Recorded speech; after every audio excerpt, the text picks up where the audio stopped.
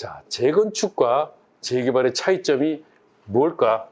재건축 같은 경우는 한마디로 토지와 건물을 동시에 소유해야 돼요. 재개발은 토지 또는 건축물 소유자 또는 지상권자까지도 포함을 해요. 건축물도 이제 일정 자격을 갖춰야 됩니다. 무조건 건축물이 따로 있다 그래서 소유권이 다르다 그래서 되는 것이 아니고요.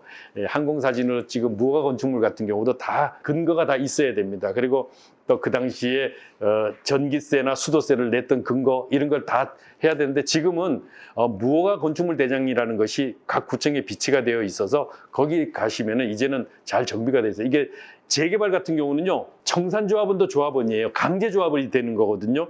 재건축은 가입을 해야만 조합원이 되는데 재개발은 내가 동의하지 않아도 조합원이에요. 그래서 청산조합원도 조합원이에요. 이게 재건축과 다른 부분이에요. 그렇게 되다 보니까 이 무허가 건축물이 어떨 때는 입주권이 나오는 경우가 있고 안 나오는 경우가 있고, 그래서 그런 것들을 잘 살펴서 투자를 하셔야 된다. 그렇기 때문에 재개발은 투자의 묘미가 있죠. 아는 사람한테는 돈이 되는 것들이 꽤 많죠. 재개발 시장에서 실제로 투자 수익을 높이는 방법들이 상당히 있거든요. 늘 보면 가격이 이렇게 쭉 이렇게 가지를 않아요. 이게 늘 시간이 지나면서 이렇게 가지 않고 늘 이렇게 움직여요. 그래서 어떻게 보면은 여기에서 샀을 때보다 여기에서 사는 게 훨씬 싼 경우가, 늦게 샀지만은 훨씬 싼 경우가 많아요. 그거는 왜 그러냐, 이런 것들을 잘 볼 줄 알아야 되거든요. 여기에 결국은 가는 거 우상향이 되니까 이것을 가는 데 있어서의 수익은 발생하지만은 여기에 하면 훨씬 더 수익 폭이 크다는 거죠. 이거보다는 클 수밖에 없죠. 그러면 이렇게 투자 수익을 가져가려면은 비례율 같은 걸 잘 아시고, 그다음에 현재 시장에서 그 지역의 아파트 값이 얼마인가, 그리고 나머지 그거는 내생 변수고요. 그다음에 외생 변수를 좀 볼 줄 아셔야 돼요. 이제 임대주택 같은 경우 건설 의무 같은 경우도 실제로 보면은요, 재건축 같은 경우는 없어요. 임대주택 건설 의무가. 그렇지만은 허용 용적률까지 최대 용적률을 인센티브를 주는 경우가 있거든요. 그러면 그 인센티브 주는 것만큼의 50%는 임대 아파트를 건설해야 됩니다. 이제 그런데 재개발 같은 경우는 의무적으로 17%까지 500세대 이상입니다. 그렇기 때문에 이런 부분들이 좀 다르다. 그런데 시도 조례에 따라 조금씩 달라요.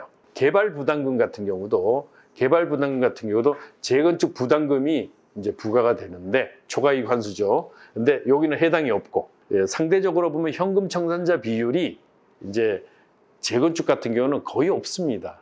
근데 재개발은 이제 마지막에 신청하지 않으면 청산 대상자가 되는데, 왜 재개발은 그런 것이 있냐 하면, 재건축 같은 경우는 아파트 공동주택은 거의 비슷해요, 평형별로.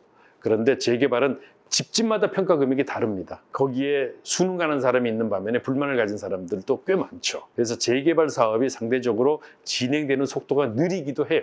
느린 대신 거기에 투자하는 사람들은 그만큼 묘미가 있다, 이렇게 보시면 되겠습니다. 어떻게 보면 이게 더 중요한데, 재개발의 재건축의 차이점 중에 가장 극명한 것, 바로 강제 수용권이 있느냐, 명도 청구 소송으로 되느냐. 즉 재개발 같은 경우는 일정 부분의 동의 이상이 되게 되면은요, 나머지는 법원에다가 공탁을 하고 강제로 그 집을 압류해서 명도를 받아요. 그냥 강제로 이주를 시켜버릴 수 있다는 거죠. 그만큼 현재 강제 수용권이 있는 반면에 명도 소송, 재건축은 반대를 하면은 뺏을 권리가 없어요.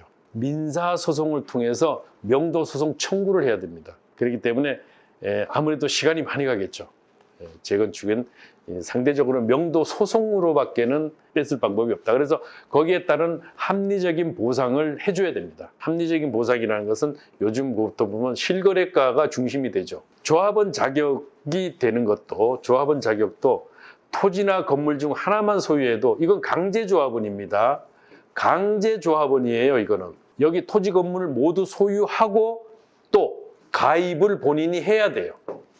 가입을 해야 재건축 조합원이 되는 겁니다. 이게 재건축과 재개발은 다르다. 그게 무슨 소리냐면, 이쪽에는 자율성이 강하고 이쪽에는 강제성이 있다는 그런 뜻이에요. 이제 그 조합원 지위상실은 이제 투기과열지구일 때인데, 관리처분 인가 후에는 매매를 하게 되면 안 되고, 조합 설립 인가 이후에, 재건축은 조합 설립 인가 이후에 이제 매매를 하게 되면 청산 대상이 된다. 요거는 이제 일반적인 거니까요.